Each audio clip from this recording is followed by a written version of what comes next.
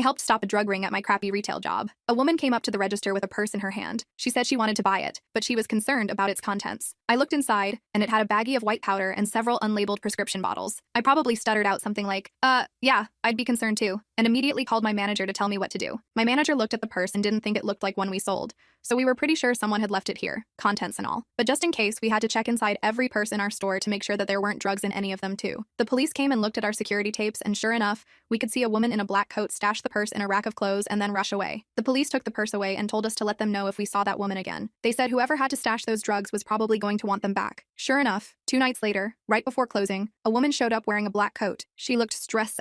She told me she'd left her purse here. I totally played dumb and was all, "Oh wow, can I help you look for it?" and mouthed, "Call 911 to my coworker as I walked away with her. I was not letting this woman out of my sight. She took me straight to the junior section where we'd seen her ditch the purse on the tapes, but obviously it wasn't there anymore. She started tearing through all the racks, telling me she was sure she left it here. I was just stalling until the police got there at that point, so I asked her all these questions about what it looked like. Was she sure it was this section? Could she have left it at a store she went to later in the day? Whatever I could think of. It had probably only been a few minutes since the police were called, but it felt like hours. The woman was getting more and more frazzled, and finally she started crying. She said, "If I don't find that purse, he's going to hurt me." She sounded so scared. I heard some commotion at the front of the store, so I put my hand on her arm and I said, "Listen to me. Tell the police everything." She nodded and cried harder. I think about her a lot. I never saw her again, but I did keep checking the news, and a few days later saw a story about a massive drug bust and some scary-looking ringleader getting arrested. I don't think he ever got a chance to hurt her. I hope not.